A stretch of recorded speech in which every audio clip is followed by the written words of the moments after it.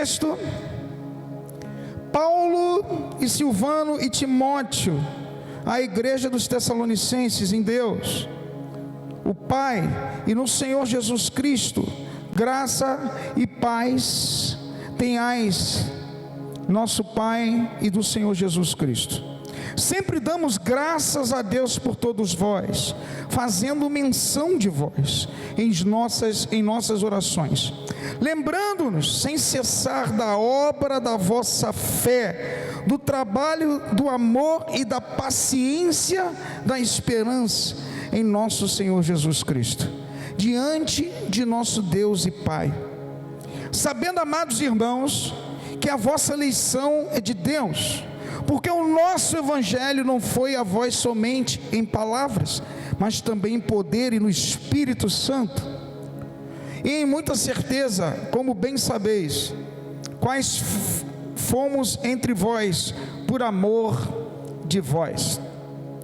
E vós fostes feitos nossos imitadores e do Senhor, recebendo a palavra em muita tribulação, com gozo do Espírito Santo. Outras versões, alegria. De maneira que fostes exemplo para todos os fiéis na Macedônia e Acaia, porque por vós soou a palavra do Senhor, não somente na Macedônia e Acaia, mas também em todos os lugares. A vossa fé para com Deus se espalhou, de tal maneira que já dela não temos necessidade de falar coisa alguma. Olha só que coisa forte. Porque eles mesmos anunciam de nós qual a entrada que tivemos para convosco, e como dos ídolos vos convertestes a Deus, para servir ao Deus vivo e verdadeiro, e esperar dos céus a seu Filho, a quem ressuscitou dos mortos, a saber, Jesus, que nos livra da ira futura. Curva a sua cabeça. Oremos nesse momento. Senhor Deus e Pai, no nome de Jesus, nós te agradecemos por mais um dia estarmos na tua casa, felizes, alegres. Pai, que nós venhamos a sair daqui edificados, mais crentes do que entramos. Eu te peço, Espírito Santo, que tu visites a cada um, abra os ouvidos espirituais, fortalece os teus filhos. Oh, Espírito Santo, toma o teu principal lugar nesse culto. Tu és o principal aqui. Seja conosco, dá toda a direção, Senhor. Tudo que vai ser ministrado aqui é para a glória do teu nome. Me usa, em nome de Jesus, amém. Amém, igreja? Uma palavra de edificação para você. Você vai sair daqui mais forte do que entrou, em nome de Jesus. Essa carta de Paulo a Tessalônica foi escrita em torno do ano 51, na qual, como o texto diz aí logo no início, estava Paulo, Silvano e Timóteo. Silvano aí é Silas, tá bom? Em grego, Silas.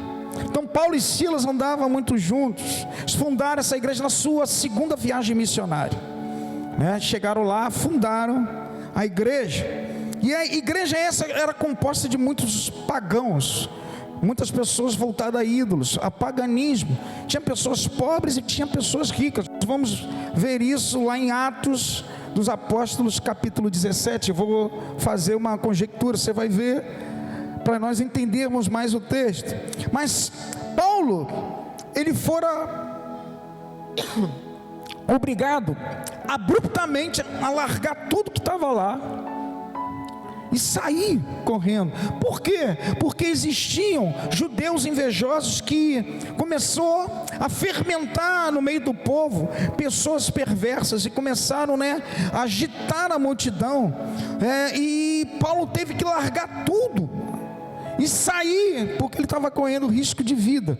Abra em Atos dos Apóstolos, capítulo 17,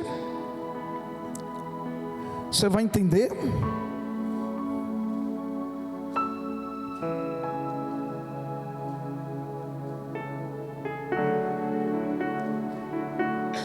Diz assim o texto, em Atos 17, de 1 ao 10. E passando por Anfípolis e Apolônia, da sinagoga de judeus, e Paulo tinha por costume, foi ter com eles, e por 3 sábados, Paulo só ficou 3 semanas nesse lugar, disputou com eles sobre as escrituras, expondo e demonstrando que convinha que o Cristo padecesse e ressuscitasse dos mortos. E este Jesus que vos anuncia, ele é o Cristo. E alguns deles creram e ajuntaram-se com Paulo e Silas, e também uma grande multidão de gregos religiosos, e não poucas mulheres distintas e ricas, tá? Pessoas de alta classe. Mas os judeus desobedientes, movidos de inveja, tomaram consigo alguns homens perversos dentre os vadios, e ajuntando o povo, alvoroçaram a cidade, e assaltando a casa de Jasão, procuravam tirá-los para junto do povo. Porém, não os achando, trouxeram Jasão e alguns irmãos à presença dos magistrados da cidade, clamando: este que tem alvoroçado o mundo, chegaram também aqui. Os que Jasão recolheu, todos esses procedem contra o decreto de César, dizendo que há outro rei, Jesus. E alvoroçaram a multidão, os principais da cidade, que ouviram essas coisas. Tendo, porém, recebido satisfação de Jasão e dos demais, os soltaram, e logo os irmãos enviaram de noite Paulo e Silas a Bereia. Para por aí. Ou seja, eles chegaram lá, estavam fazendo a obra, o negócio andando, bombando. De repente, meu amado, se levantou um grupo. Paulo teve que sair, repentinamente largou tudo por causa do risco de vida. E Paulo ficou preocupado: será que o que eu falei, será que as coisas aconteceram? Ele ficou na dúvida, porque ele teve que sair. Por isso que ele escreveu essa carta, justamente para encorajar aqueles que aceitaram a Jesus. E Paulo, ele ficou naquela angústia: caramba, será que Deus, será que a palavra fez efeito? Será que foi lançado para eles? Deu certo? Por quê? Porque no versículo, lá em 1 Tessalonicenses, abra lá e deixa aberto, no capítulo 3, ele teve que mandar Timóteo a ver se a obra estava andando. E ele fala, para ele ter uma resposta. Esse início do capítulo primeiro, foi respostas vindo de Timóteo. Paulo estava alegre, Paulo estava fervoroso pelo que Timóteo trouxe, do que ele viu. E Paulo, ele fala, qual era o medo de Paulo? Olha o que ele fala no versículo 5, capítulo 3: portanto, não podendo eu também esperar mais, mandei saber da vossa fé, temendo que o tentador vos tentasse, e o nosso trabalho viesse a ser inútil. Paulo, ele estava preocupado: caramba, o tentador, a semente que eu lancei lá, será que vai brotar? Porque o diabo, o tentador, pode tirar a semente, eles morrerem na fé, e eu perdi tempo, não adiantou nada eu ir lá. Aleluia! Será que a palavra funcionou? Mas Paulo, olha só, tremendo isso, Paulo, ele estava lá, não estava sozinho. Paulo, ele não estava lá como um homem natural e mortal. Paulo, ele não estava lá anunciando uma coisa vindo dele. Paulo tinha um tempero especial. Paulo tinha alguém com ele. Aleluia! A palavra lançada pelo poder do Espírito Santo de Deus.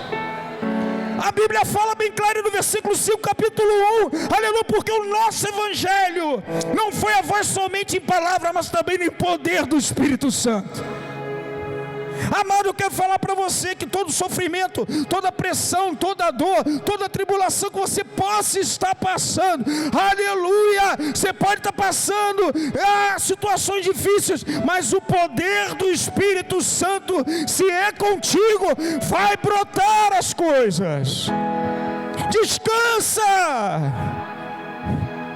aleluia. Tanto que o versículo 6 fala isso: e vós fostes feitos nossos imitadores e do Senhor, recebendo a palavra em muita tribulação, com a alegria do Espírito Santo. No meio da confusão, no meio da tribulação, no meio da pressão, no meio da dificuldade, aleluia, existia algo diferente. A alegria do Espírito Santo manteve aquele povo. Porque eu quero falar para você, em primeiro lugar, por mais que você possa passar situações, por mais eu e você possamos passar, mas aleluia, se o poder através da alegria do Espírito está dentro de você, ninguém te segura, nenhuma tribulação pode parar você, nenhuma situação, por mais que se levante, a alegria do Senhor é a tua e a minha força. Aleluia! Aleluia! A pressão vinha, a situação vinha, amado. Primeiro ponto que eu quero passar para você: uma igreja eficaz, exemplar, triunfante, tem que estar cheio da presença do Espírito Santo em alegria. Ah, pastor, a situação está difícil, eu estou emburrado. Ah, pastor, o vento bateu, a árvore caiu, eu estou passando pelo funil, pela peneira, seja o que for, a alegria do Espírito Santo tem que andar com você. É isso que te mantém de pé. Alegrai-vos no Senhor. Primeira coisa, primeiro ponto, para uma igreja triunfante e exemplar: está cheio do Espírito Santo de Deus, em alegria. Acima de toda tribulação, toda situação, Deus às vezes te refina, te aperfeiçoa, te purifica. Tem gente que não aguenta, larga tudo, perde a fé. Não, meu amado, porque tem um degrau maior para você.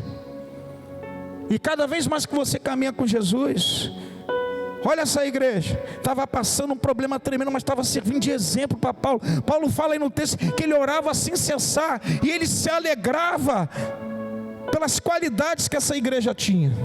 3 coisas principais que o crente não pode perder, e eu vou entrar lá, que mantém como uma igreja triunfante, e Paulo já escreveu isso em outras cartas, como 1 Coríntios capítulo 13 a gente vai falar, e que mantém uma igreja vitoriosa. Primeiro ponto: em meio às tribulações, a palavra do Espírito Santo tem que brotar, tem que te descansar, e você tem que acreditar, o Espírito Santo é contigo. Amém ou não amém? Então acredita nisso, meu irmão. Jesus te visitou, você está aqui porque algo aconteceu. Jesus te separou, o Espírito Santo habita dentro de você. Pode vir o vento que for, a pressão que for, aleluia. A Bíblia fala que esse povo, independente da pressão, havia uma alegria diferente dentro deles. Havia uma alegria diferente. Por isso que, meu amado, eu sempre, quando eu venho para a igreja, tem uma música que fala: alegrei-me quando me disseram, vamos à casa. Aleluia! É isso, meu irmão. Isso é um versículo, alegrei-me. Existia uma igreja que era alegre, uma igreja que se mantinha e servia de exemplo para Paulo, com gratidão. Olha o texto que fala aí logo no início do capítulo 1 dessa carta: lembrando-vos sem cessar da obra da vossa fé, do trabalho, do amor, da paciente esperança nosso Senhor Jesus Cristo diante do Pai, sabendo, amado irmão, que a vossa eleição é de Deus. E ele fala lá no versículo 2 que ele orava. Um segundo ponto de uma igreja exemplar e triunfante: os irmãos, Paulo, quando ele fala isso, ele estava agradecendo. Timóteo trouxe boas notícias, que por mais que ele saísse, abruptamente, teve que largar tudo por causa da vida dele, a semente germinou, e no meio daquela tribulação, da perseguição com aqueles tessalonicenses lá, que ele viu que Paulo passou, teve que sair, existia alegria e estava frutificando. Para uma igreja se manter viva e eficaz, não só você ser cheio do Espírito Santo, mas, aleluia, alimentar para que você esteja cheio a oração intercessória. O que mantinha também aquele povo como resposta para Paulo, amado, presta atenção, isso é muito importante. Você é cheio do Espírito Santo, por mais que você faça alguma coisa, você está passando por momentos e sabe que alguém está passando um sofrimento, seja o que for, você como uma pessoa, a Bíblia fala que Paulo regava aquela igreja em oração e de intercessão, ele orava sem cessar. Uma igreja triunfante e exemplar tem que orar. Amém ou não amém? Segundo ponto: se você verdadeiramente é separado de Deus, se você é cheio do Espírito Santo, você sabe da necessidade da oração, e você sabe que a oração dá resposta. Então ore, não abra mão. Tanto que eu coloquei aqui que, falando da obra do Espírito, nós não podemos deixar de orar. As orações de intercessão eram de gratidão a Deus, pelo que ele estava fazendo lá. Paulo, ele não só orava, mas chegou a um ponto, pelas respostas que Timóteo passou para ele estava orando de gratidão a Deus. Não mais para manter o evangelho, não mais como resposta, mas já era uma oração de gratidão. Você ora e você agradece a Deus por tudo que você tem, por tudo que você é, pelas respostas que você tem. Quando vem aquela resposta no meio do vento, do sopro, da tempestade vem, o que você faz? Você usufrui da resposta ou você agradece? A oração intercessória de Paulo aqui era de agradecimento. Amado, nós precisamos orar, nós precisamos guerrear em oração, mas aleluia, sermos gratos porque o Senhor nos colocou dentro de uma igreja. Agradecer ao Senhor pelas respostas que Ele dá, agradecer ao Senhor e orar sem cessar, até que venha a resposta que você queira também receber. Paulo fez isso, ele orou, quando veio a resposta ele agradeceu. Você está me entendendo o que eu estou dizendo? Dá glória a Deus? Então, segundo ponto, uma igreja exemplar e triunfante, ela ora em todo momento, em nome de Jesus, independente dos momentos. Além de ser cheio do Espírito Santo e oração intercessória, uma igreja precisa manter a fé. Olha o que o texto fala aí no início: lembrando-vos sem cessar da obra da vossa fé. Entenda uma coisa,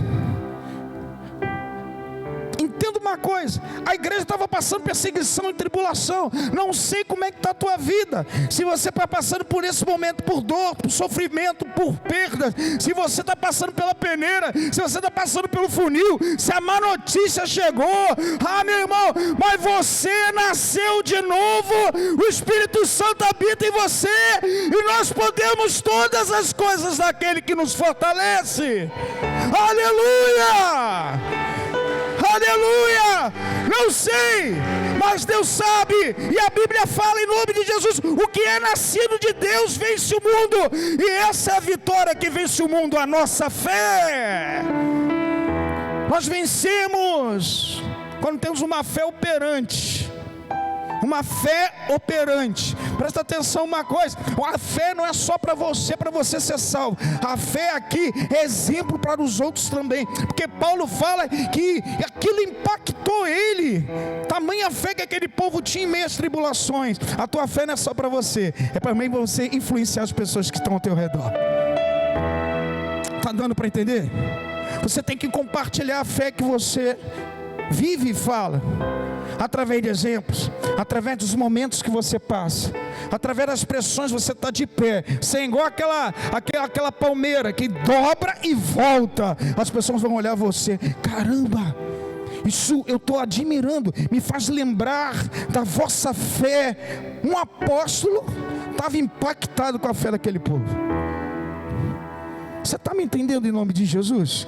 Tem gente aí do teu lado que está te vendo, está observando como é que está a sua fé, como é que você se comporta em meio dos ventos das pressões. Você está influenciando pessoas. Você não está só se mantendo para você ser salvo e você crescer na presença de Deus, se manter até aquele grande dia, mas você também está impactando pessoas que estão do teu lado. Amém ou não amém? Aleluia! A tua fé causa impacto e faz cristãos se espalharem em você. Paulo lembrava dos Tessalonicenses devido à fé, mas eu vejo gente afundando no mar, muitas vezes por falta de fé. A gente caminha, daqui a pouco vem o vento, vem as situações, por falta até de um relacionamento mais profundo com o Espírito Santo, a gente vai padecendo na fé. E a própria Bíblia fala aí no capítulo 5 do livro de Tessalonicenses: não apagueis o Espírito. Quem apaga o Espírito Santo é você, não é Deus, não são as pessoas, não é a situação, não é o sofrimento. Quem apaga é a própria pessoa. O Espírito Santo é pagado por nós, porque pressão, situações difíceis, se você pegar a Bíblia, está cheio de casos, já era desde aquele tempo. Você não é melhor nem pior do que ninguém, mas a Bíblia fala que nós somos diferentes. Aleluia. A Bíblia fala que nós não somos desse mundo. A Bíblia fala que tem algo dentro de você que muitas pessoas não têm. É o Espírito Santo de Deus. E você tem que manter isso aceso. Pastor, como é que eu mantenho o Espírito Santo aceso dentro de mim? Aleluia. Se alegrar pelo poder que há nele, que habita dentro de você. Orando, mantendo a fé em dia. Como é que mantém a fé, pastor, em dia? Participando dos cultos, orando a Deus, lendo a Bíblia, jejuando. Tanta coisa que Deus te dá como ferramenta para você manter a fé. Você está me entendendo? Dá glória a Deus. Aleluia. Vocês já repararam que eu estou sempre alegre? Mas eu também tenho problemas, eu também tenho pressões, eu também tenho situações, eu também recebo levantes, eu também recebo dores. Tem momento que a gente passa pelo funil, pela peneira, pelo sol quadrado. Amado, mas a alegria do Senhor é a minha força e a tua. Aleluia. Não para não. Caminha. Quem está recebendo a glória a Deus? Aleluia. Você está recebendo mesmo? Dá glória a Deus mais alto. Agora levanta da cadeira e diz aleluia. Levanta a tua cadeira. Aleluia. Oh, meu irmão, eu fico pensando, que diabo, quando ele vê um povo alegre se levantando, dando glória a Deus, assim batendo palma, né? Rapaz, deve ficar mais furioso do que ele é, né? Nós somos o melhor povo da terra, o mais feliz, o mais triunfante. Sabe por quê? Porque tem uma coisa muito maior do que nessa terra. Tem gente que é presa a essas coisas, mas tem uma coisa do outro lado te esperando muito maior do que isso. E isso é movido pela fé. Fé. A fé não pode morrer dentro de você. Segundo, que Paulo fala aí, aleluia, do trabalho do amor. Presta atenção, uma coisa, o que também movia o apóstolo Paulo em oração, lembrava de forma exemplar dos Tessalonicenses, era a motivação do trabalho e do esforço do amor fraternal. A Bíblia fala aí que impactou Paulo o amor que eles tinham. Eles tinham um amor tremendo pela obra. Estava passando por meio de muitas tribulações, estava tendo um movimento. Paulo teve que fugir, mas as tribulações, as perseguições continuaram. Mas veio a boa notícia: caramba, isso está me impactando. Vocês no meio disso tudo aí, vocês têm fé e vocês têm um amor fraternal tremendo. O amor. A Bíblia fala que Deus é. Existia um amor dentro desse povo. O trabalho, o esforço motivado pelo amor fraternal seria o quarto ponto aí. Então uma igreja, para ser triunfante no mundo desse que nós estamos vivendo, isso é uma igreja exemplar. Além desses três primeiros pontos: Espírito Santo, oração, fé, ela precisa amar. Nós precisamos amar. Primeira carta aos Coríntios, capítulo 13, versículo 13, fala uma coisa tremenda. Fala que, você já leu esse versículo, né? 300 vezes. Ainda que eu falasse a língua dos anjos e dos homens, sem amor, seria como um metal que soa, ou como um símbolo que retine. Olha só, sem amor, seria como um metal que soa. Sabe o que é? Um metal que soa, um símbolo que retine. Sabe o que Paulo estava falando? Você só faz barulho, mas está morto, sem vida. Você faz barulho, mas você está morto, você não tem vida. Entenda uma coisa: se você não tiver um amor, a gente faz muito barulho, mas nós estamos mortos em si mesmo. Salmo 135, eu anotei aqui, versículo 15 e 17. Era isso que estava acontecendo naquele povo. Era um povo que fazia muito barulho, mas estava morto. Estavam mortos, porque eles não tinham o verdadeiro amor, o amor ágape, o amor de Deus. Eles se prostravam a ídolos, se prostravam a imagens de metal. A Bíblia fala em Salmos 135, versículo 15 em diante: os ídolos das nações são prata, ouro, obra das mãos de homens. Tem boca, mas não falam, tem olhos e não veem, tem ouvidos, mas não ouvem, nem há respiro algum na boca. Semelhantemente a eles se tornam os que os fazem e todos os que confiam neles. Ou seja, além de você se prostrar, você se transforma também num ídolo sem vida, morto. Mas algo aconteceu naquele povo, aleluia, que quando teve o contato com a palavra de poder do Espírito Santo lançado pela vida de Paulo, não foi Paulo, foi o Espírito Santo. Eles, aleluia, estavam na morte, mas eles ressuscitaram em Cristo Jesus. Eles começaram a andar de uma forma diferente, não estavam mais servindo a ídolos falsos e mortos, mas agora ao Deus vivo e verdadeiro. Aleluia!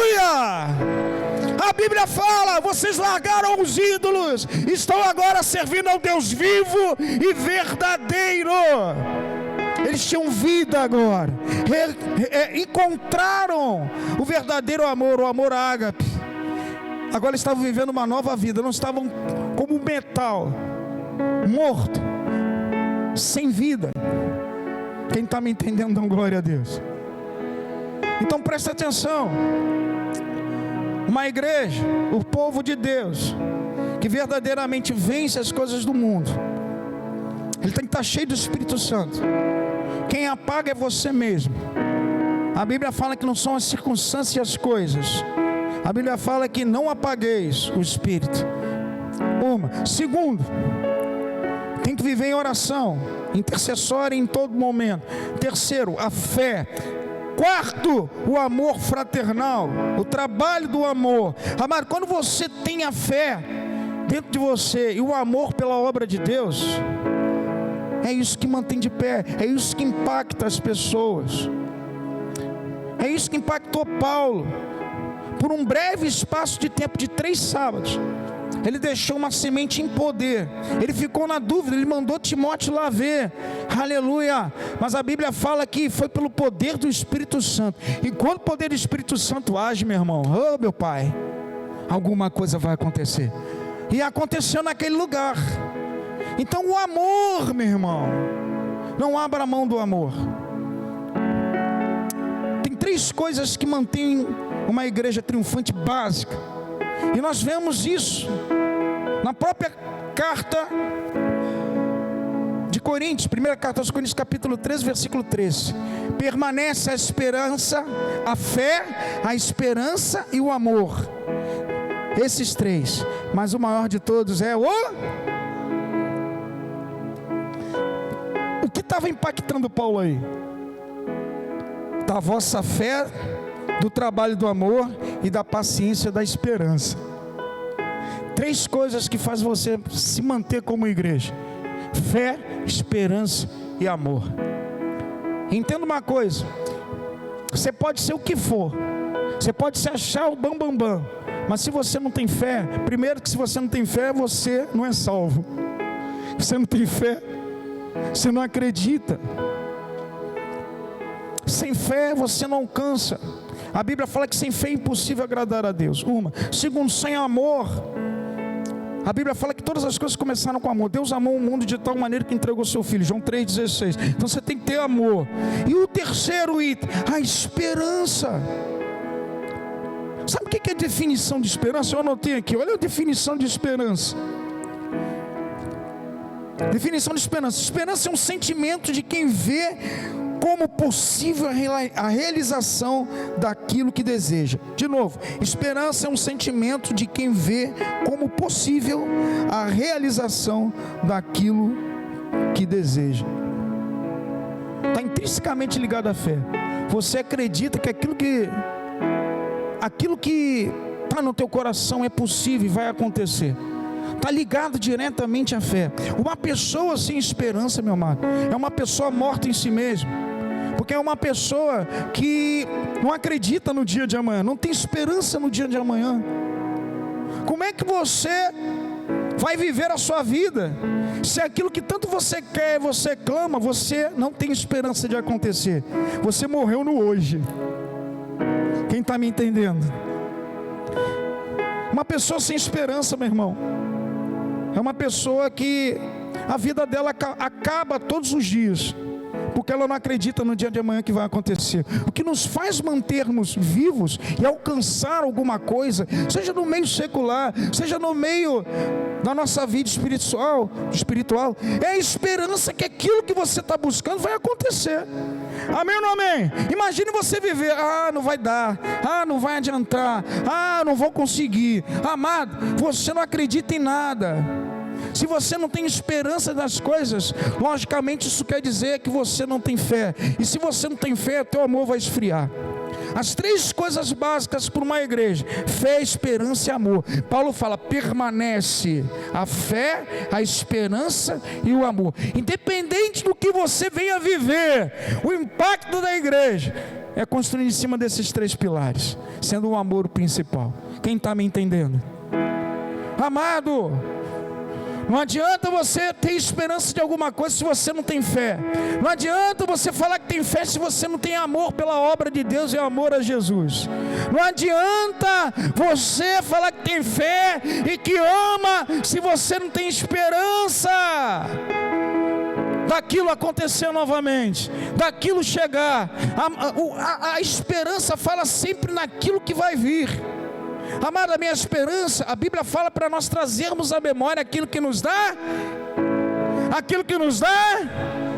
Então eu creio que em nome de Jesus as minhas orações vão ser ouvidas. Eu creio que em nome de Jesus, quando eu clamo e me ajoelho falando, porque você quando ora, você fala sempre algo que vai acontecer, algo que está te gerando esperança, algo que você está orando pelo teu filho, pelo teu trabalho. Amado, isso tudo é esperança que ainda vai acontecer. Você traz à existência aquilo que não existe. Esperança. Aleluia! Quem tem esperança, dá um glória a Deus. Então acredita. Uma oração sem esperança é palavras lançadas ao vento. Você está como um ídolo. Salmo 135. Você está como 1 Coríntios capítulo 3, versículo 13. Olha, 1 Coríntios capítulo 1, 13 e 1. Ainda que eu falasse a língua dos anjos, se eu não tiver amor, amado, eu só vou fazer barulho. Você é um sino e um metal, faz barulho, mas você não acredita. A Bíblia fala: se você tiver fé do tamanho de um grão de mostarda, direi a esse monte. Tem alguém com algum monte à frente aí, alguma dificuldade? Levanta o braço aí quem está com um monte na frente. A Bíblia fala que se você acreditar, ergue-te e lance do mar. Isso é fé, isso é esperança. Ainda não aconteceu, mas vai acontecer. E quem acredita, dá uma salva de palmas ao Senhor. Eu acredito que o dia do Senhor está chegando. Eu acredito no Senhor, porque nós, aleluia, quando o Espírito Santo entrou, eu era um metal e um sino, fazia barulho aí fora. Jesus me visitou de morto, agora eu sirvo a um Deus vivo e verdadeiro. A Bíblia fala em Jeremias capítulo 10, versículo 10, eu anotei aqui, e eu quero que venha impactar a tua vida. A Bíblia diz: mas o Senhor é o único Deus verdadeiro, Ele é o Deus vivo e o Rei eterno. A terra treme com sua ira, e as nações não podem suportar a sua fúria. Aleluia! O nosso Deus, até Jeremias sabia que existia só um Deus vivo e verdadeiro, e quando Deus se movimenta, a terra treme em nome de Jesus. Ao teu favor é o meu favor. Amém ou não amém? Próximo item. Aleluia. O próximo item eu coloquei aqui. Aliás, antes de entrar no próximo item, Salmo 27, versículo 12 diz assim: espera no Senhor, anima-te e Ele fortalecerá o teu coração. Espera, pois, no Senhor. Presta atenção, espera no Senhor, anima-te e Ele fortalecerá o teu coração. A força que vem, que posso todas as coisas naquele que me fortalece, vem através da esperança. Vem através da esperança. Deus te fortalece essa noite, se você tiver esperança nele no amanhã, e quem crê, Deus está falando para você, a fortaleza, a força, vem na esperança nele. Eu tenho esperança em Deus. Então, meu amado, como aquele povo de Tessalonicenses fala aqui, que eles estavam em grande alegria em meio às tribulações, a Bíblia fala nesse versículo, anima-te e Ele fortalecerá o teu coração. Fique alegre no Espírito Santo e Deus vai te dar força suficiente. Deus vai te dar força suficiente. Eu tomo posse em nome de Jesus. Amém. Outra coisa, a Bíblia fala bem claro, amado, eu coloquei aqui vários versículos de esperança. Apeguemos-nos com firmeza à esperança que professamos, pois fiel é aquele que prometeu. Está falando na esperança. Amado, um povo sem esperança é um povo que já sai derrotado para uma batalha. Você levanta amanhã sem esperança, você já está indo na derrota. Você tem que acreditar que o Deus dos exércitos está indo à frente. Eu não sei o que você pode estar passando. Eu falei tanto aqui, né? Cada um tem o seu vento, né? Bate às vezes um sudoeste do nada, né? A gente não espera, parece que vai balançar o coqueiro, mas os cocos caem, sacode, mas a gente enverga, mas a gente não quebra. Amém? Continua na visão do Senhor. Outro item que eu coloquei aqui é sermos exemplo dos fiéis. Versículo 7: de maneira que fostes exemplo para todos os fiéis na Macedônia, porque por vós soou a palavra do Senhor, não somente na Macedônia e Acaia, mas também em todos os lugares vossa fé para com Deus se espalhou de tal maneira que dela não temos necessidade de falar coisa alguma. Meu Deus, o exemplo deles. Macedônia ficava no ponto norte, Acaia no sul, ou seja, do norte ao sul, o exemplo do povo de Tessalonicenses estava falando em todos os lugares. Paulo não precisava falar nada, só o exemplo dele já se falava por si próprio. Sabe o que é isso, meu irmão? Seja exemplo.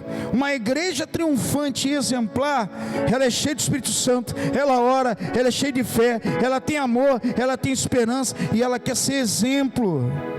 Versículo, primeira carta a Timóteo, capítulo 4, versículo 12, diz o seguinte: ninguém despreze a tua mocidade, pelo contrário, torna-te exemplo dos fiéis, na palavra, no procedimento, no amor, na fé e na pureza.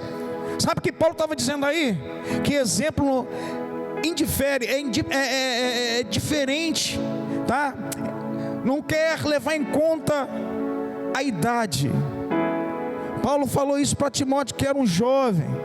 Seja exemplo dos fiéis na pureza, no trato. Ou seja, para você ser fiel a Deus, não tem nada a ver com velho, com idade.